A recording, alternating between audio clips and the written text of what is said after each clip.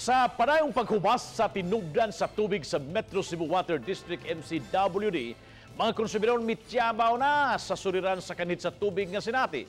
Ato kining sayran, pinagi sa report ni Alan Domingo.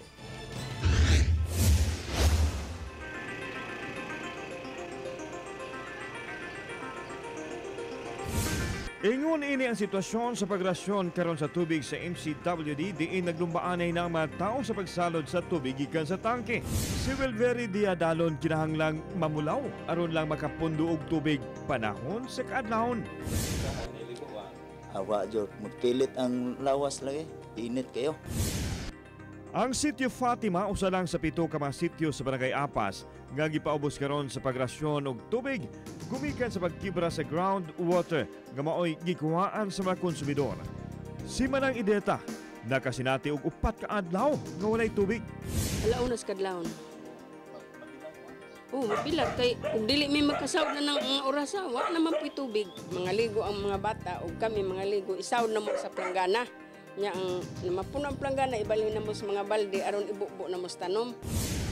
Gipaubos na karon sa state of calamity ang dakbayan sa Sugbo gumikan sa krisis sa tubig mugna sa El Nino phenomenon. 13 milyones ka pesos ang tanyo sa agrikultura diin ang mga pananom nangalaya na sa 28 ka mga bukirang barangay.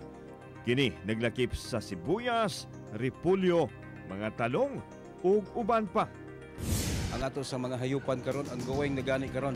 No, ang ato ang pagpamakuna sa ato ang mga hayupan sa kabukiran. Gibantayan kini nato pagayo gumikan kay dili na gid kasarangan ang ato ang panahon.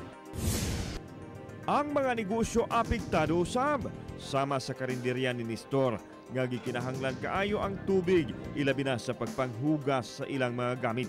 Apektahan gyud kay ang tubig nato ron mao may importante gyud kayo sa negosyo kay mao man gamit kayo sa atong kuan diri.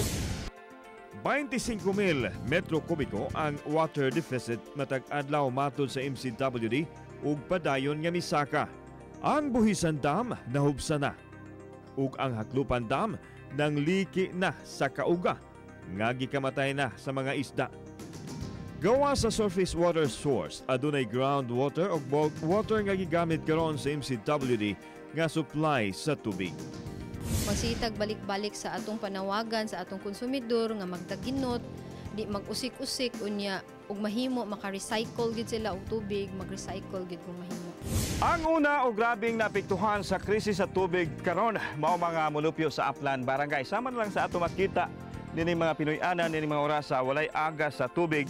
Human usab gipaubos sa MCWD sa water rationing ang 7 ka mga sitio sa Barangay Apas ninilakbayan sa Sugbo. Gipadayag sa mga eksperto sa pag-asa nga mulanad pa hangtod sa buwan sa Mayo ang huwaw. Karon pa lang mangandam na tao saon nato pagsagang ang grabing epekto sa El Nino phenomenon. Alan Domingo, Balitang Bisdak.